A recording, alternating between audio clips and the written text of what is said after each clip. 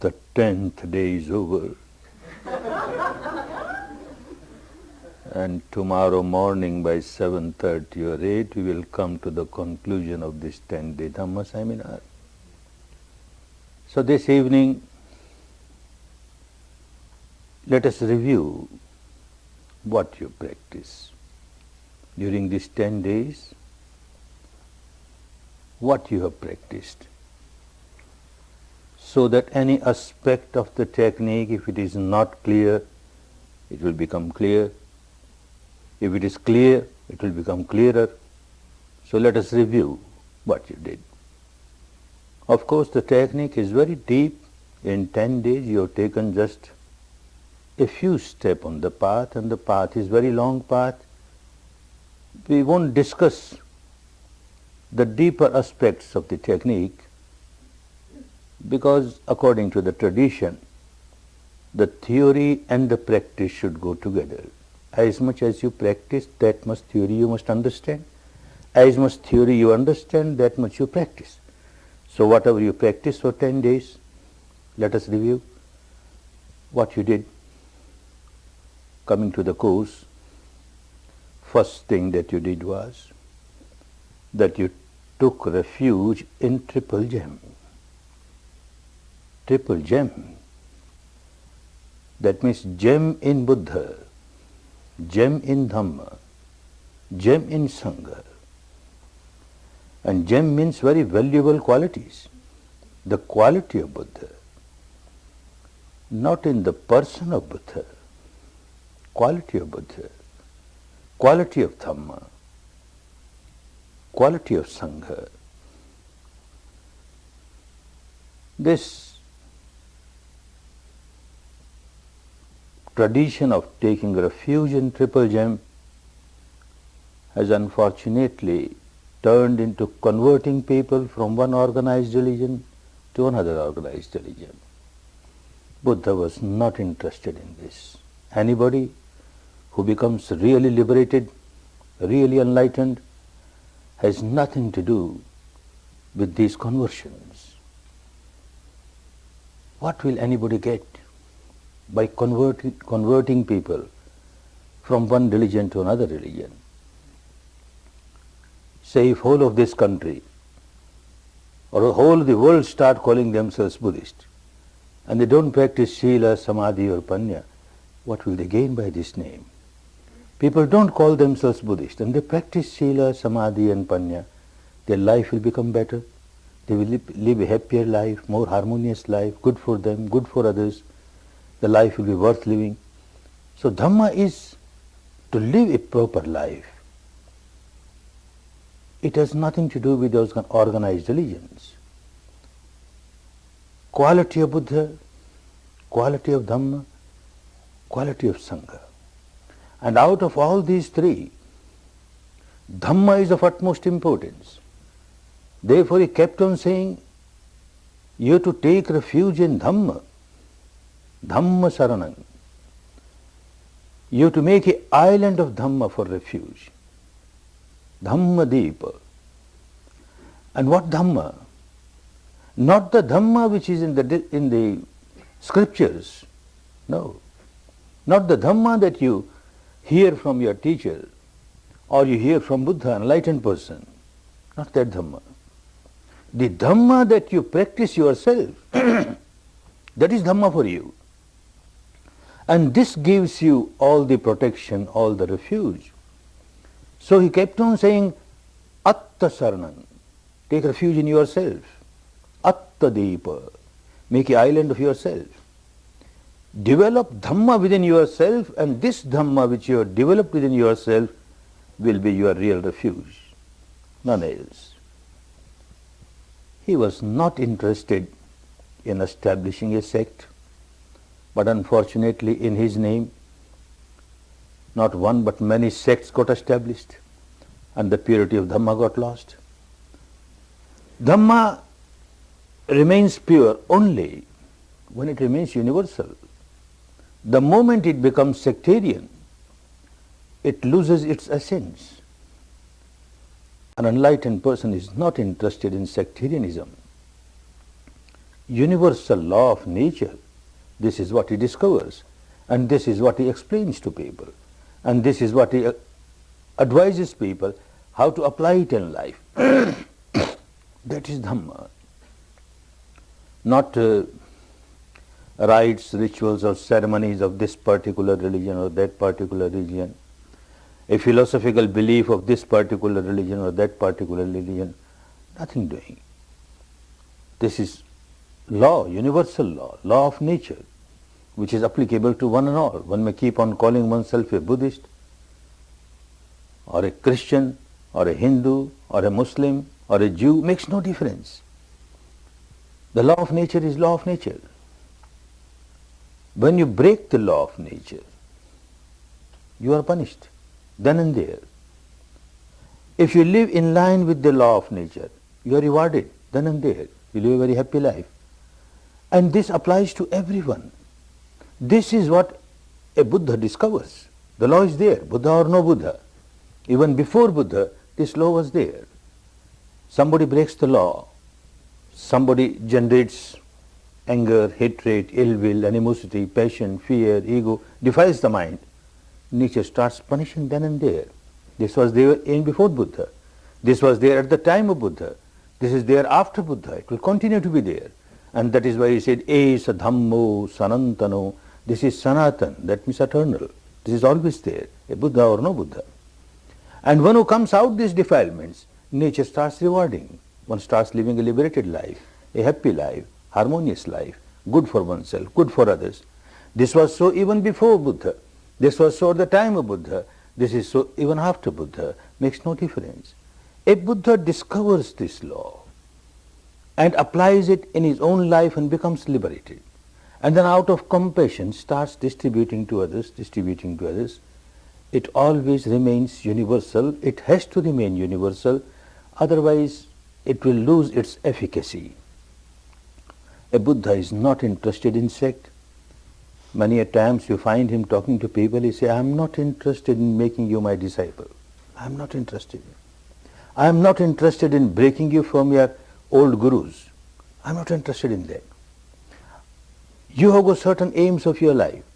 If one has become a recluse, a monk or a nun, or even a householder, has some aim of the life to get liberated from the impurities of the mind. I am here to help you in that. I have got a technique which I will teach you, and practicing which you can come out of the fetters and bondages of these impurities. That's all. I am only interested in that. So very much detached. At the time when he was passing away, he says, I am not depending on the Sangha. I am not depending on these people, the congregation of the monks, the saintly people. I am not depending on them. And they are not depending on me. Each individual is depending on oneself, is depending on Dhamma. There is no sectarianism involved. Dhamma is universal and Dhamma is involved. This is what you practiced here. A Buddha is Buddha only when he is fully established in Dhamma. If there is no Dhamma, this person may keep on calling oneself, I am a Buddha, I am a Buddha. Not Buddha, nothing to do with Buddha. A Sangha is Sangha, a saintly person is saintly person if he is established in Dhamma. Otherwise, it's not a Sangha. This has to be remembered very well, that when we take refuge in Triple Gem, we take refuge actually in Dhamma and try to develop Dhamma within ourselves, understanding fully well the Dhamma that I develop within myself. This Dhamma alone can give me all the security, can give me all the refuge, can give me all the protection, will help me. Nothing else can help me. This understanding is there, and with this understanding one takes refuge in Buddha, Dhamma, Sangha, the gem in them, the quality in them. But at the same time, one point should be very clear. Anyone who is walking on the path of Dhamma, that means purification of the mind, there are many yardsticks to measure whether this person is really progressing on the path of Dhamma or not. One yardstick. Two qualities start developing in this person. Very essential. If these two qualities are not developing, then understand this fellow is only playing some intellectual game or emotional game or devotional game. He has nothing to do with Dhamma. He is not practicing Dhamma. What two qualities? one quality, a feeling to serve others without expecting anything in return. Out of question to expect any kind of material gain, totally out of question. But even to expect some name or some fame or some position, some power, some status, oh no, then one has not understood Dhamma. Just to give, just to share what one has experienced, one has got so much benefit from Dhamma, one feels like serving others, distributing it to others. Is this quality coming or not? If this quality is not developing, then there is something wrong. This person is still self-centered. Even he talks of liberation, she talks of liberation, one's own liberation. What I have got to do with others? Then the purification has not started. Still ego-centered life, self-centered life. The ego, when it starts dissolving, one starts feeling about others. How can I help others? How more and more people can get Dhamma? This is one quality, to serve people in Dhamma without expecting anything in return. Second quality, to develop a feeling of gratitude. Very important. Even if one gets a small little material thing from somebody, a feeling of gratitude should arise. To get Dhamma, although you are not taking refuge in Buddha as a person, but you get Dhamma from Buddha. A Dhamma which gave you the path for liberation, which has benefited you, and you don't have even a trace of a feeling of gratitude towards the person of Buddha, then no, you are not developing. To become Buddha is not easy. Countless life one keeps on developing parami. These 10 paramis which we discussed yesterday, in big quantity. To become fully enlightened in very big quantity, and it takes so many lives. And one keeps on doing that not just for one's own liberation, that one could have done by developing these very 10 paramis in smaller quantity, and one could have become fully liberated. But to reach the stage of Samma Sambuddha, fully enlightened, able to serve others, one has to develop these very 10 qualities in big quantity. And for that, life after life, the feeling of compassion was there always. Even before he became fully enlightened, that compassion was there. I will develop in Dhamma for the good of others. Of course, I will be liberated, no doubt, but also for the good of others. For the good of others. If he had not worked so hard, he would not have become a Samma Sambuddha. And even if he had become Samma Sambuddha, if he had not distributed Dhamma, how could we could have got? We would not have got. If he had decided, well, I became fully liberated now, what's the use of running after these worldly people? They won't understand Dhamma. I better go and live in a cave somewhere in the Himalayas rest of my life and enjoy peace, nirvanic peace within myself. Why take all the trouble of running after these people? Then he would not have been Buddha. Compassion. For the 45 years after the age of 35 when he became fully enlightened, till the ripened age of 80 when he passed away, all 45 years, day and night, serving people, and whomever he trained. And then he sends those trained people, go out, distribute Dhamma for the good of others. Bahujana hitaya, bahujana sukhaya, for the happiness of others, for the good of others, without expecting anything in return, just out of compassion. Serve people in Dhamma, serve people in Dhamma. And like this he started spreading. And then from teacher to pupil, generation to generation, how this was maintained in its pristine purity for 25 centuries. It is not easy. So all those people, the teachers, the line of teachers who maintained the purity of the technique, one feels a feeling of gratitude towards them, a feeling of gratitude towards Buddha, a feeling of gratitude to this line of teachers who maintained it in its pristine purity. Very difficult. People try to get it polluted just to satisfy the disciples. A disciple wants it in this way, all right, just to please the disciple. I come from business community, so I know very well. To satisfy the clients, clients are always right. The customer is always right. Customer wants this way, all right, this way. Wants this way, this way. Then one is not a Dhamma teacher. Quantity has no meaning. Quality is important.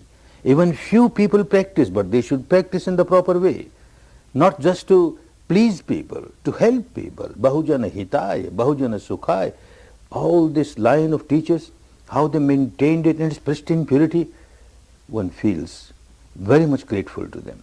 So this quality of having developed gratefulness towards Buddha is there, although it is not taking refuge in the person of Buddha, thinking that he will liberate, because I have taken refuge in Buddha, now I can do whatever I like and Buddha will liberate me. Nothing doing. This is not Dhamma. It's against Dhamma.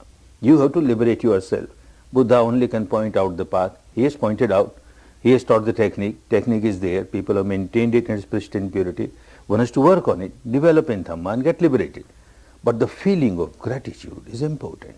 That is why this taking refuge in Triple Gem. And the next, you took 5 precepts. Understand all these 5 precepts. They are parts and parcels of this technique of meditation. There are many techniques. Even 25 centuries back, at the time of Buddha, there were so many techniques of meditation. There were so many teachers. 6 of them were very renowned teachers of those days. Out of those 6 renowned teachers, only one, besides Buddha, used to give importance to Sila, morality.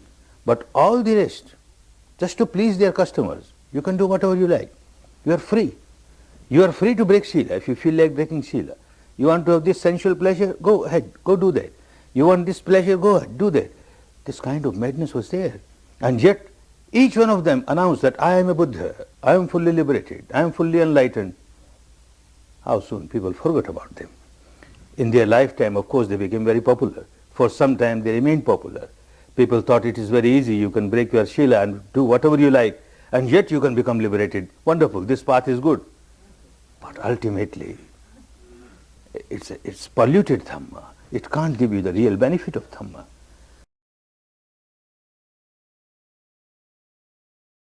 So even in those days, even today, there might be teachers who might tell you Sila is not important. But so far as the purity of Dhamma is concerned, Sila is utmost importance. Those who keep on breaking Sila and think that they will develop in Dhamma, impossible. Doesn't matter, the progress may be slow, but your Sila must be perfect, must be perfect. This foundation should not become weak. And this is not because the Buddha says so. It is not because the scripture says so. After all, what the technique is? The technique is to purify the mind at the deepest level, at the root level. And whenever you break any of these 5 Shilas, you have to develop, you have to generate tremendous amount of impurity in your mind. When you kill, you have to develop anger, hatred, negativity, then only you kill. When you steal, you have to develop greed, craving, then only you steal. When you have sexual misconduct, then you have to generate a lot of passion, then only you can have sexual misconduct. Like that, every Shila, when you break a Shila, you have to generate a lot of impurity in the mind. And here you have come to practice to purify the mind. And you keep on breaking this purity of the mind. You keep on defiling the mind. How can you progress on the path? Without Shila, you can't take even the next step of Samadhi. Ordinary Samadhi, people can get it. But Samma Samadhi, right type of Samadhi, which will take you to Panya, which will take you to liberation, is not possible when one keeps on breaking the Shila. One has to maintain Shila, and to maintain Shila, one must develop the mastery over the mind in a proper way. Now, whether one must first practice to develop the mastery over the mind, or whether one should first practice maintenance of Shila, it has become very difficult to put the horse before the cart or the cart before the horse.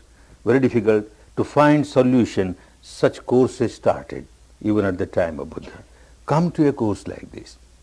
And because of the environment, and because of heavy program from morning 4:30 till night 9:30, you have no opportunity to break your Shila. How will you break Shila? You are kept so busy. So you are maintaining your Shila, at the same time you are practicing Samadhi, and your Samadhi is becoming Samma Samadhi, right type of Samadhi. A Samadhi with the base of illusion, delusion, imagination can be practiced without Shila. A Samadhi with the base of verbalization, visualization, with the base of craving, with the base of aversion, can be practiced without Shila. But this kind of Samadhi, which wants the object of reality, reality pertaining to yourself, without craving, without aversion. If you want to develop this samadhi, Sila is absolutely essential. So these kinds of camps, they help you. Sila for good samadhi for panya. Samadhi was there. As I said, there were teachers in India at the time of Buddha, even before Buddha, who were teaching Sila. Sila was not something new which Buddha started teaching. Similarly, Samadhi was there. It was not something new that Buddha started teaching. He himself, before he became Buddha, he went to two other teachers where he learned very deep Samadhi, 7th jhana and the 8th jhana, 7th absorption Samadhi and the 8th absorption Samadhi, which today India and the world has lost totally. He got all that, and yet it was not the right time. All the impurities of the mind could not be eradicated by that Samadhi, so he had to develop work, Panya. Now Panya was also there in India, even before Buddha, even at the time of Buddha, and even after Buddha. But the Panya was all the time Suttamaya Panya.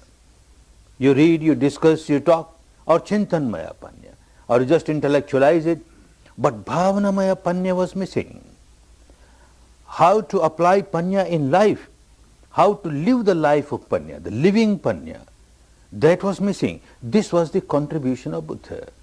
The Samadhi was made very pure, and that became a contribution of Buddha, because the object was free from ignorance, the reality pertaining to yourself, your breath, natural breath as it comes in, as it goes out, your sensations, natural sensations pertaining to your own body, your own mind. So you are working with the truth pertaining to yourself. There is no illusion, there is no delusion, there is no craving, there is no aversion. Samadhi becomes right type of Samadhi, Panya becomes right type of Panya. One has to keep in mind that if one really wants to progress on the path, the purity of the technique must be maintained. You come for 10 days just to examine, just to give a trial, a full justice to the technique. After 10 days, you are your own masters. We find that this is good. Then don't mix up anything with it. Maintain its purity. Now, what is the purity of the technique? When you work for Samadhi, you started working with respiration. There are many techniques to develop Samadhi with the help of respiration. Certain types of practices are to regulate the breath, to control the breath. They have their own advantages. We are not here to condemn other techniques. But so far as this technique is concerned, the natural breath, as it comes in, the entire path, it uses the word yatha bhuta, as it is, not as you would like it to be, as it is. No created reality, no artificial reality, no imposed reality, the natural reality, as it happens from moment to moment, as it manifests itself from moment to moment. You are now observing the breath, natural breath. If it is deep, you just accept the reality, it is deep. If it is shallow, you just accept the reality, it is shallow. Passing to the left nostril, passing to the left nostril, or right nostril, both nostril. If it is shallow, you don't try to make it deep. If it is deep, don't try to make it shallow. If it is passing to the left, don't try to turn it to the right. If it is right, don't turn it to the left. Just accept the reality as it is, as it is, as it is. Of course, sometimes for a very new student, when the breath is very subtle, one cannot feel whether the breath has come in or gone out. So one is permitted to take just a few slightly hard breathings, conscious breathings, intentional breathings, but that should not remain an object of concentration all the time. Just a few, and then come back to natural, normal, soft breathing. If it is shallow, it is shallow. Soft, it is soft. Develop your awareness of the softest breath, the shallowest breath, the finest breath, and that is how you are sharpening your mind. Another important thing, while you are feeling your breath coming in, going out, you have to keep your attention on a small area. The smaller the area, the sharper the mind is bound to become. If you choose a big area of the body somewhere and keep your attention there and try to feel the breath coming in, going out, your attention will get concentrated. but your mind will not become that sharp to feel the subtlest sensation on the body. That is why he chose nasagga, he said, the front part of the nostril. Keep your attention on this area. And from here you keep on observing the breath coming in, going out, coming in, going out. And this helps you that within 3 days you started feeling some sensation or the other. And this helped you to make your mind so sharp that by the time you were on the 4th day or the 5th day, you started feeling sensations everywhere. So area very important. You have to start and you keep on working on a smaller area at the entrance of the nostrils.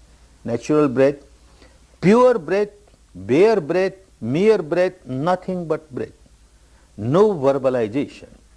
Understanding fully well that if you start verbalizing any word along with the breath, your concentration will become easier. No imagination, no visualization, understanding fully well that if you start having vision of a shape or a form of any god or goddess, any founder of religion, this religion or that religion, this saintly person, that saintly person, this enlightened person, that enlightened person in whom you have got devotion.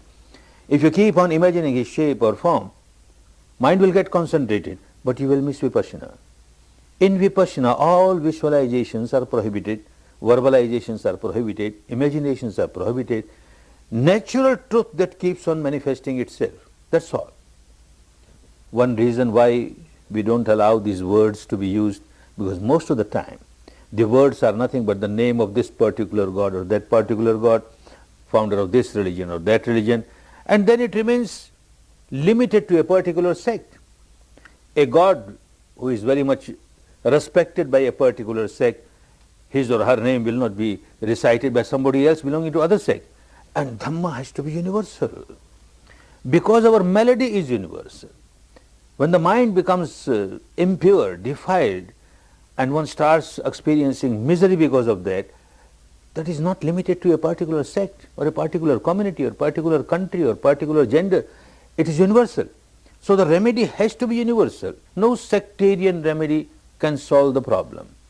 When you have these words, and if these are words belonging to a particular sect, then it can't be universal practice. Or if you have a shape or a form which belongs to this particular god or that particular goddess, or this religious person or that religious person, again it gets connected with a particular sect. This is one reason. But there is another, subtler reason also. Sometimes a student comes to me. He says, I want to verbalize, because by verbalizing it becomes easy for me to get concentrated. I won't use any sectarian word. I won't use the name of this god or that god. When the breath comes in, I will say 1. When it goes out, I say 2. This is universal. Anybody can say 1, 2, 1, 2. Or coming in, going out, coming in, going out. Good. Argument is good. But still we can't allow that. Why? Because any word, you keep on repeating that word will become predominant for you, will become more important for you, you will forget all about the breath. Mind will get concentrated because of this word. You are repeating this word. Whether the breath is coming in or not, you will say in. Whether it is going out or not, you will say out. Out, in, out, in, out, in.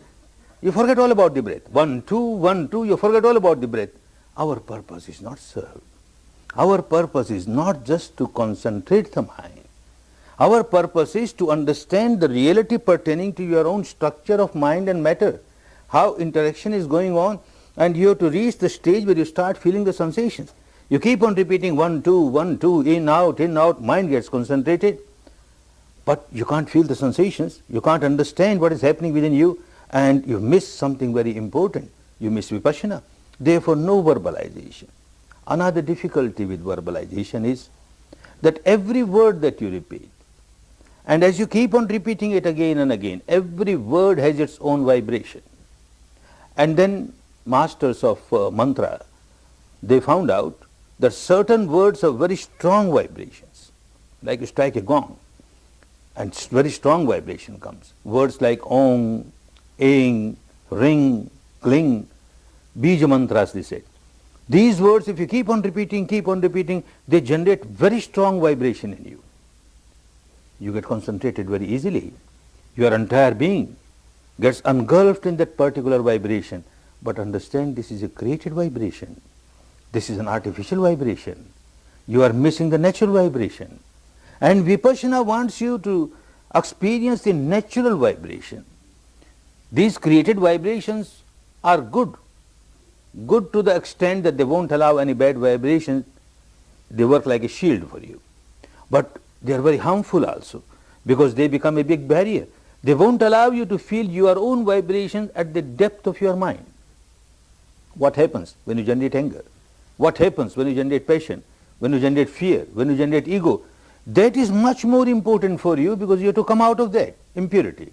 And if you keep on repeating and you generate a particular vibration which is artificial, created vibration, and you imposed it, then you have missed the reality at a deeper level. Therefore, no verbalization, no verbalization. Similarly, no visualization. The whole technique will take you from the apparent truth, apparent, solidified, intensified truth, say this body, solidified body, and you keep on working in Vipassana, it turns into mass of vibrations, mass of atoms. This is the ultimate truth of this solidified body. And you now start an imaginary image, a solidified image. And then, unless you have broken it, dissolved it to vibration, your purpose is not served. So why create something and then dissolve it, create something and already you have got so much this solidity, and to dissolve it is so difficult. Therefore, no imagination, no visualization is recommended. Just the sensation that you experience from moment to moment, yatha bhuta, as it happens, not yatha kata, not yatha krita, not created by you, but natural vibration, natural sensation that you experience.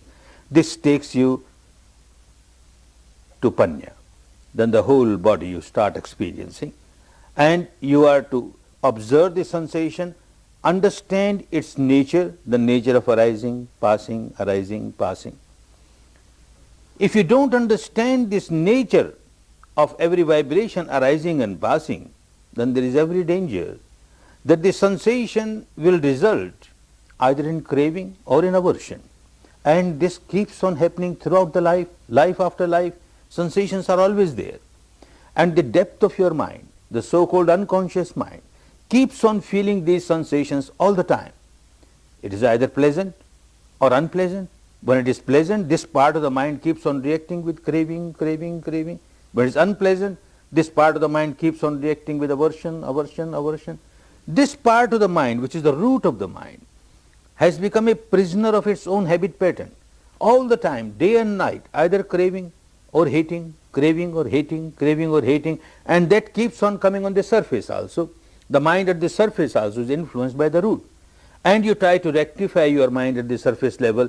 You may be successful for some time, but if the root is unhealthy, your entire mass of the mind will remain unhealthy. This was the discovery of Buddha. There were many teachers before Buddha, at the time of Buddha, and after Buddha. India is a very ancient land and highly spiritual land, where many experiments are done for the purification of mind, for the liberation of beings. But we find all the teachers before Buddha, contemporary to Buddha, and after Buddha, they all speak in the same language. You must come out of craving, you must come out of aversion, you must come out of ignorance, then only you will be liberated. Now craving, what craving? Aversion, what aversion? These 6 sense doors and their respective objects. You have to be free from craving towards any object. Some shape or form or color or light is the object of your eyes. You like it, you develop craving. You dislike it, you develop aversion. A sound is the object of your ear. A sound, you like it, craving. You dislike it, aversion. Like this, the smell for the nose, taste for the tongue, touch for the body, and any thought or emotion for the mind. These 6 objects, every spiritual teacher has said, don't get indulged in these sensual objects, otherwise you can never get liberated. Come out of this. Buddha also said the same thing. But Buddha went one step deeper, which nobody else could do. He found out, because he worked not with any kind of belief or philosophy of the past, all the beliefs he left aside. Without condemning them, he left them aside. Like a scientist, he started investigating the truth pertaining to the mind, pertaining to the matter, where the misery really starts, and observing the truth, he reached the stage, Sankhitena pancha upadan khanda dukkha. Sankhitena, at a very deep level.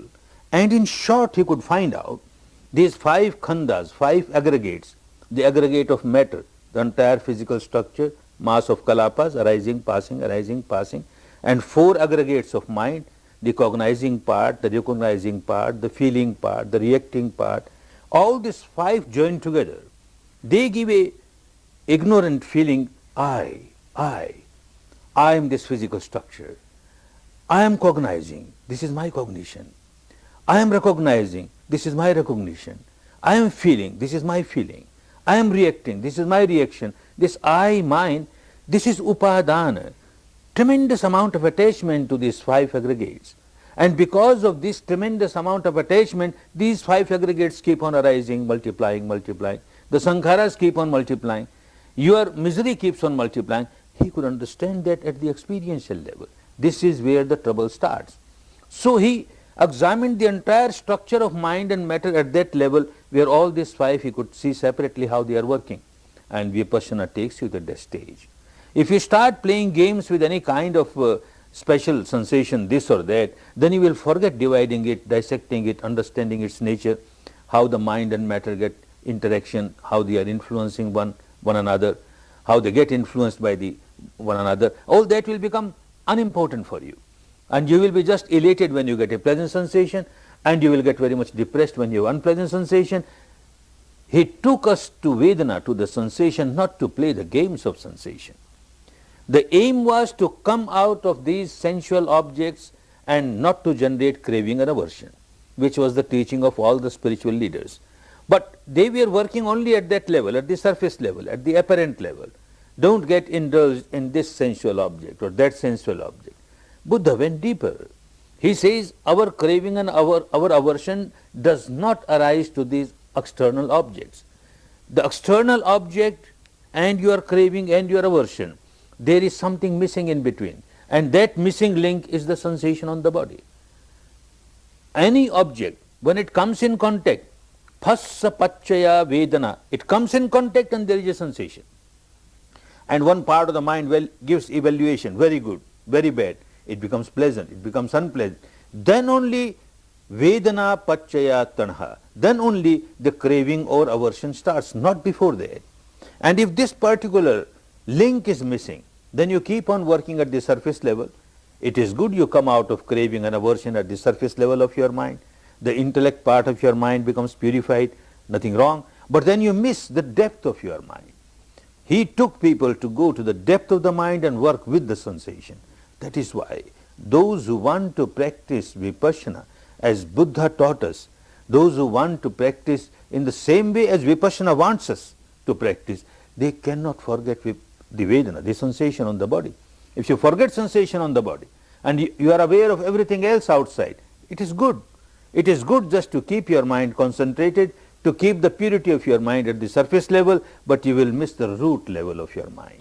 With sensation, you are purifying your mind at the root level. So keep that in mind. Whenever you practice Vipassana, this sensation plays such an important part. The sensation, whether pleasant or unpleasant, you keep on understanding its nature. And with practice and with experience, however unpleasant a sensation may be, sooner or later you understand, well, look, it arose and after some time it passed away. It is not eternal. And when it turns into very subtle vibration, then also it is wavelet, arising, passing. Oh, this is impermanent. This is the nature of every sensation, because this is the nature of the entire physical structure. This is the nature of the entire mental structure. And a sensation is nothing but a product of the contact of these two. So when that arises as the object of the sensation, the mind and the body, they keep arising and passing away. So the sensation arises, passes away, and you are experiencing it. You are not playing an intellectual game. You are not just accepting it because Buddha said so. And as you keep on experiencing it becomes bhavanamaya panya. You are living now. You are experiencing it. It is not just suttamaya panya. It is not just a theory for you. At the practical level you are understanding, and you started changing the habit pattern of your mind at the depth level. If this is understood and kept in mind, not that all the time you will be so perfect that whenever sensation comes you won't react at all, that's a very high stage. But ultimately one has to reach that stage.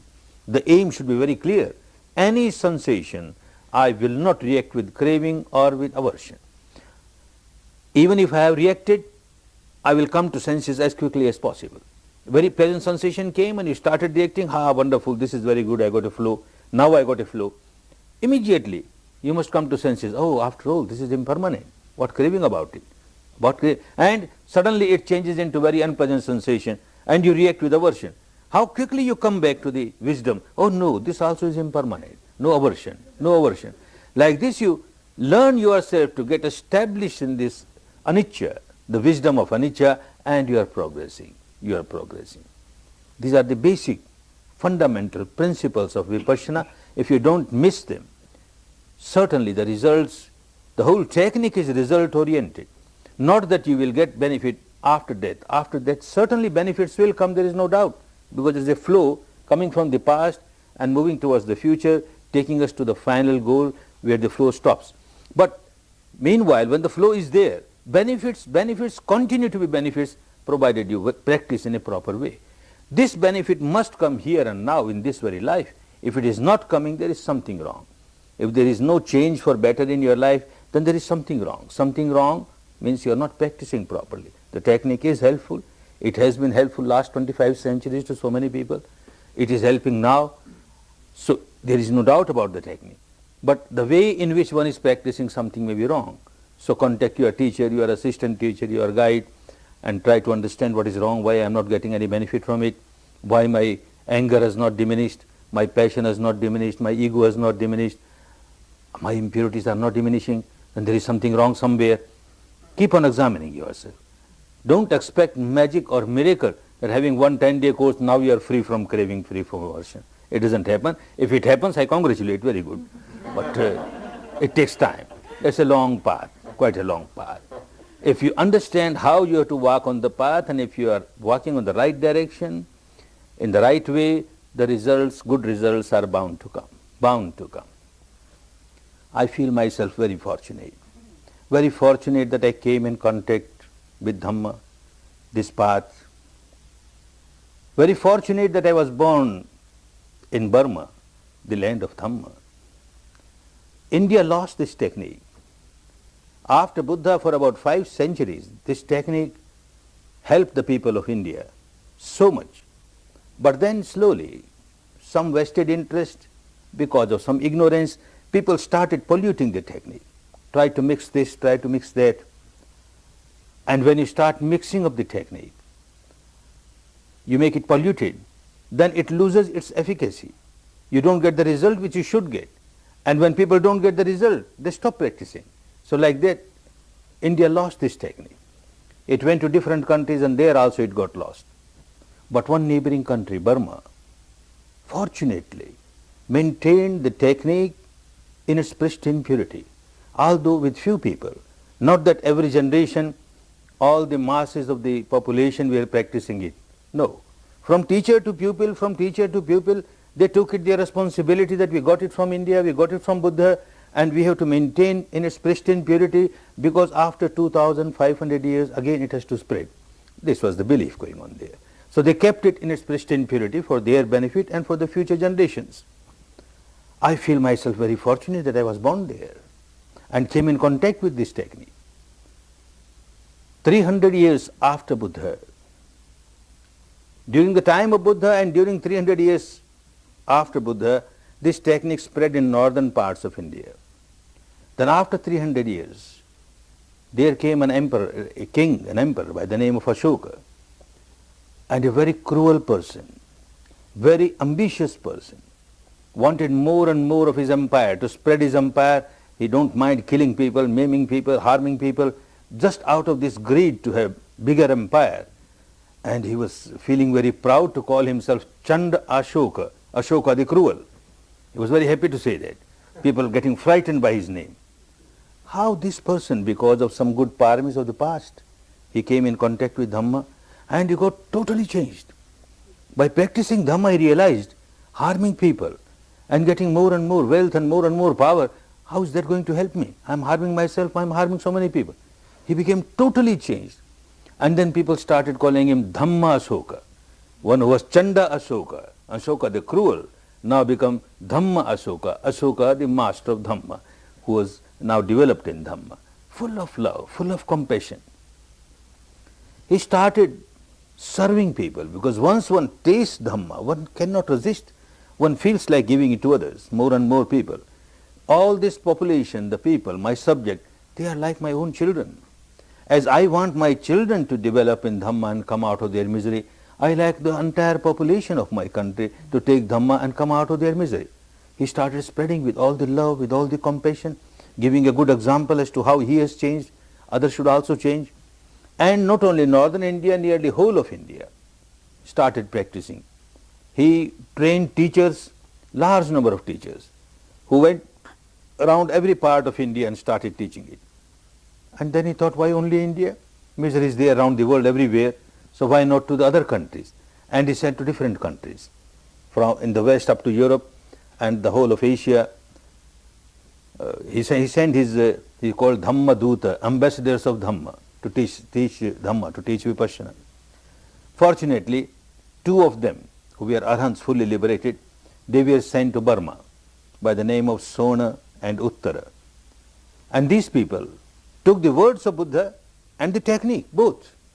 And since then, from generation to generation, from generation to generation, this wonderful Dhamma was maintained in its pristine purity. The words of Buddha were also maintained, and also the technique was maintained in the pristine purity.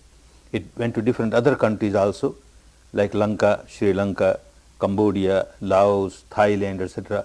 There also the words was maintained, but the technique got lost. But in Burma, they maintained the technique also.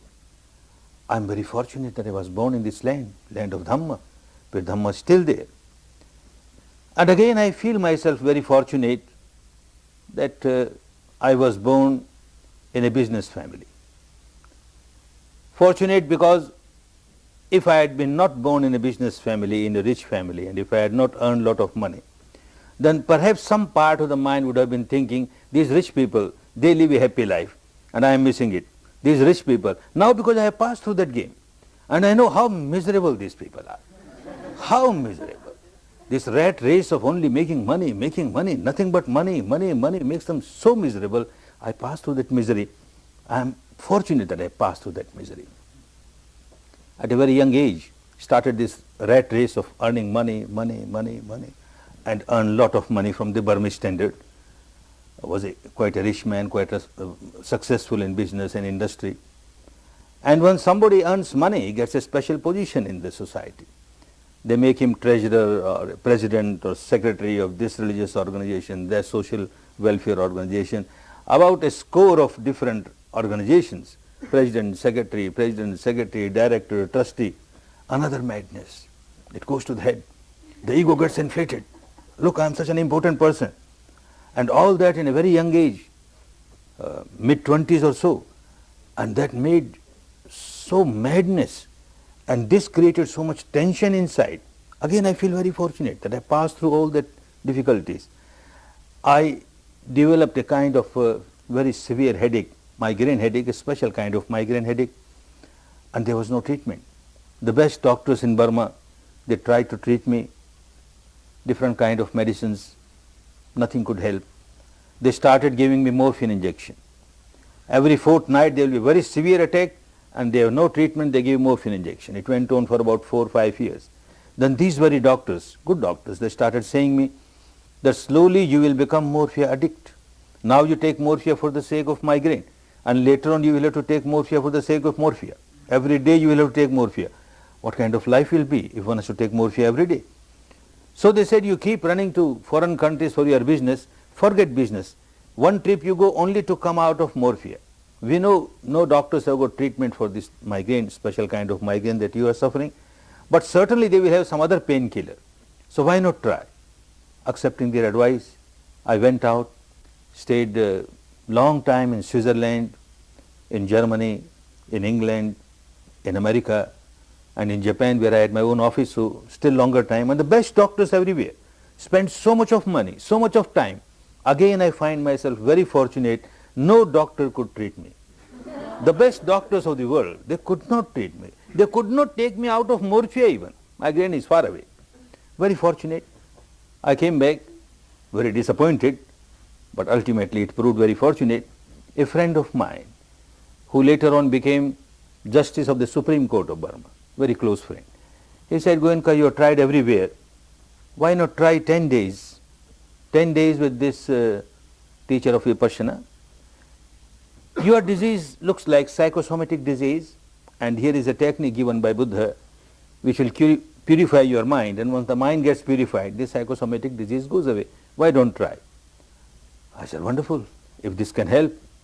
I went to my teacher, a very compassionate person, Sayaji Ubakin, and I said, I want to join this one of your 10-day course. He said, welcome. He knew that I am leader of the Hindu community and this is a Buddhist path. He said, doesn't matter, don't get frightened. Anybody, Hindu, Muslim, Christian, Jain, all can get the same benefit. If you are a Hindu, you remain Hindu. I am not here to convert you, but you try this. It's a good technique. And then I said that I have come here because of this migraine disease. And then he suddenly said, no, I won't take you. I won't take you. Hey, what happened? You are devaluing Dhamma, he says. Dhamma is such a high spiritual path. It is to take you out of all the miseries of life after life. And you want to make use of just for your migraine headache. No, for that you go to some doctor, go to some hospital. This is not the place. And then very, very compassionately he explains me, if you practice this technique, this will purify your mind. The source of your misery is impurity in the mind. When that goes away, all psychosomatic diseases are like byproduct. You will get the benefit. And then he explains me, you want to establish a sugar factory? For what purpose? To get sugar out of that factory, not molasses. Molasses will come as a byproduct. Nobody starts a sugar factory to get molasses. This is just a byproduct. So you don't come here just for your migraine. You come here for high spiritual path. Then only it will help you. I understood because he was so kind and so compassionate. His vibrations were so wonderful. Yes, I will join, sir. And I will join only for spirituality, not for this migraine. All right. If it is not cured, I don't care. But going back home, the conditioning of the mind from the very childhood, born in a very staunch conservative Hindu family, and although we are taught from our childhood to have respect towards Buddha, Buddha is taken as the reincarnation of the God Almighty, the Creator, and he is the latest model of that God, ninth reincarnation. So we must have respect for him and all regards for him. But his teaching, oh no, his teaching is not good. Because he does not believe in soul. He does not believe in God. What kind of teaching? Atheist, not good. So this is what the training was of the mind, and that started worrying. If I go to these people and learn this technique, and if I become Buddhist, and if I have no faith in God, if I don't know faith in soul, what will become? I might go to hell. Oh no, this path is not for me. I better not go. For a few months, it went on. Some struggle went on. Then later on, I thought, my teacher says that you are a Hindu, you remain Hindu. I am not converting you to Buddhism. I make you a good human being. You practice Shila, morality. You practice mastery of your mind. You practice Panya, purification of mind. That is acceptable with you also. So why not try? All right, I try. But with a strong determination that I will remain Hindu. I won't become a Buddhist. All right. I give a trial for 10 days. And I went there. Very fortunate. Of course, like anybody else, the second day, I thought like running away. Because the conditioning of the mind. When I heard other people saying that when they meditate, they saw this light or that light, and I don't see any light. And my tradition says that if you see divine light, this is the stage of liberation. And look, these people are seeing divine light, and I am not seeing divine light. And then I remember the word of another saintly person. He says, a camel can pass through the eye of a needle, but a rich man cannot pass through the gateway of heaven. And I am a rich man. So this path is not for me. All these people, they are teachers, professors, doctors, good people, good-hearted people. They can see all the divine light and all. I can't see. So why waste my time here? I better run away. And I packed. One of the co-meditators, professor of history of the university there, she was very kind. She found out that I have pegged and I want to run away. So she tells me, just one day more.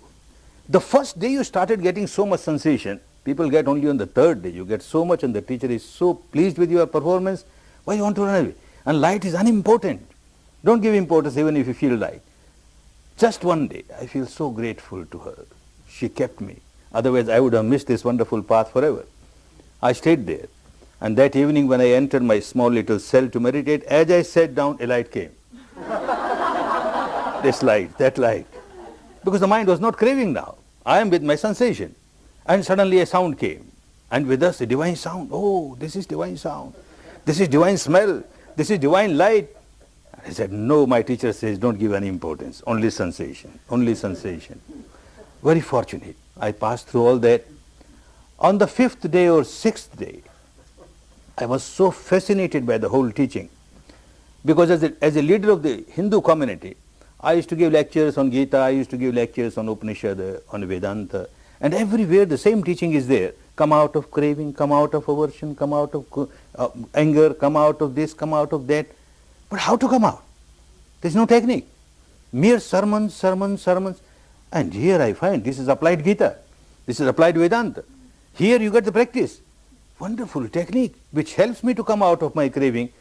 I could not come out of my craving, my fear, my ego, my anger. And here is something which gives a practical path, how to come out of it. I got so fascinated. And after 10 days I found, yes, some change has started coming in the life. Some change has started coming in the life. And I started making use of it. I feel very fortunate that I was born in a country, Burma, which maintains this technique in its pristine purity, although with very few people. And they maintain the words of Buddha in the pristine purity, the technique of Buddha in pristine purity, and came in contact with this saintly person. With so much of compassion, he taught me Dhamma. For 14 years, taking my responsibility as a householder, I kept on working on this technique also. After 14 years, it so happened my parents had left Burma and they had gone to India. And my mother became very sick, some kind of psychic trouble she had. And I knew if she practices Vipassana, she will come out of it. But in those days, the Burmese government would not give a passport to their nationals to go out. I feel very grateful to the Burmese government. They gave me a passport to go out to India, to teach Vipassana to my mother. And I am very grateful to the India government. They gave me visa to stay longer and to teach technique to my mother. The first course was given within a month of my arrival in India. Buddha said that you cannot pay back the debt of gratitude of your parents. So difficult. Whole life you just keep on serving your parents, do nothing. Still you cannot come out of the debt. The only way to come out of the debt of the parents is, if the parents are not established in Shila, help them to get established in Shila. If they are established in Shila, they have no Samadhi, help them to get established in Samadhi. If they are established in Shila and Samadhi and no Panya, help them to get established in Panya. They have Shila, Samadhi and Panya and they have not realized the ultimate goal of Nibbana, help them. I feel very fortunate that I could come out of the debt of gratitude of my parents. It was a small course. My two parents participated and 12 others participated, some known, some unknown. I had come to India just for 3 months to give this Dhamma to my parents, especially my mother. And then these 12 people, when they passed through the course, they started pressing hard, one more course, please one more course, my father will participate, my wife or my husband or my son or my daughter, ehi passiko. This is the quality of Dhamma, come and see, come and see. So another course, and then another course, and then another course. Don't know when that 3-month period passed away. And then month after month, year after year, and course after course, course after course, the Ganges of Dhamma started flowing in the country of its origin. When I was in Burma, many people there had a belief, and my teacher had a very strong belief. It seems when this wonderful Dhamma was sent to Burma by Ashoka, these two Arhants who were sent there, liberated souls, when they were sent there, Sona and Uttara, their teacher told them that you are taking this jewel of Dhamma to a country which will maintain it in its pristine purity for the coming centuries. It will be forgotten everywhere, but this technique will remain in that country. The name of the country in those days was Suvarna Bhumi, the land of gold, golden land. The golden land can keep this gem. After 2500 years after passing away of Buddha, it will again come to India, get established there, and then spread around the world. My teacher used to say, now 2500 years. And I don't know, maybe some accident. It was that year when I got my Dhamma. 2500 year was ending, and the first year of the next sasana, the revival of Dhamma, that was the time when I got Dhamma. He says, now the clock of Vipassana has struck. It has to spread. It has to spread. To be true, at that time, to me it looked like a sectarian belief. Why 2500? Why not 2400? Why not 2600? Why 2500? What is the reason behind it? It didn't look very scientific, but this was the belief. But when I came, I was really wonderstruck when I saw what is happening. When I came to India, I made a list of people who knew me or whom I knew. The list could not come to 3 figures. It was less than 100. Less than 100 in a country of millions. Less than 100 people know me or I know them. How in the courses people started coming, unknown people, and from every sect, from every community. Unbelievable.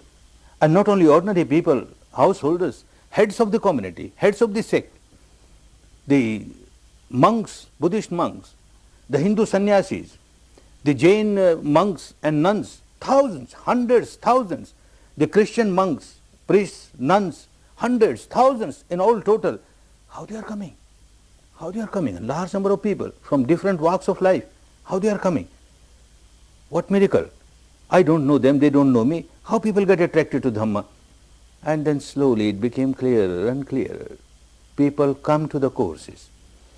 And when I come in contact with them, many of them, when I see them, meet them, discuss with them, talk with them, something starts inside feeling that this person is known to me from long time. This person is known to me. Yes, known to me. So many lives. This person must have been meditating with me in Vipassana. Now the time has come. This person already has got seed of Vipassana, seed of Dhamma. And now the time has ripened for this person to grow in Dhamma, and not only help oneself but help others. There is a potentiality of this person not only to help oneself but help others also. And I also see there are people who have come just to take the seed of Dhamma.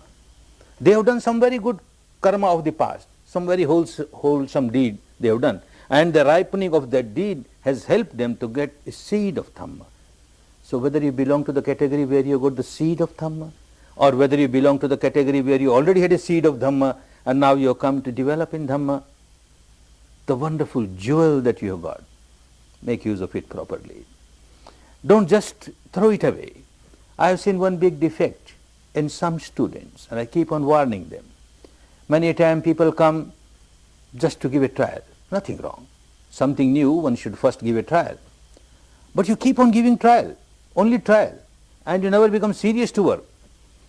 I see people coming to India and they will go for this particular experience or that particular experience, have grass experience or have some chemical experience, and then they go to some gurus, this Baba experience, this guru experience, and similarly they come to Goenka experience, a Goenka trip. We had all those trips, now a Goenka trip. What you gain? All right, have a Goenka trip. Have 1, have 2, have 3, but ultimately make a decision. If you find that some other technique is good for you, work on that seriously and get benefit from it. Little bit here, little bit there, whole life you are wasting your lives. It's a very serious path. It is not just a mental entertainment or intellectual entertainment or emotional entertainment. Like somebody is thirsty and wants water, started digging a well. You dig a well about 10 feet and then somebody says, no, their water is better, and you start digging there 10 feet. 10 feet here, 10 feet here, whole life you keep on digging 10 feet, 10 feet, you won't get water at all. So have 1 or 2 trials, doesn't matter, but then make a decision, I must go to the depth where I get my water. So make trials and then make a decision that if this path is suitable to you, you find that this looks very logical, pragmatic, scientific, is not any kind of gurudom is involved and no any kind of dogma is involved, no belief is involved, this is just pure science of mind and matter, and it has helped me, it gives good result, then work on it. To me, I am very sure it's a jewel, invaluable jewel. Nothing like this one can get in life. Fortunately, you got it now. Make use of it. Make use of it for your own good and make use of it for the good of so many others. Dhamma is a wonderful jewel. One can come out of all the miseries of the life, all the miseries of the life. May all of you who have participated in this 10-day course make use of this wonderful jewel and come out of your misery, all the miseries. Enjoy real peace, real harmony, real happiness, real happiness. Bhavat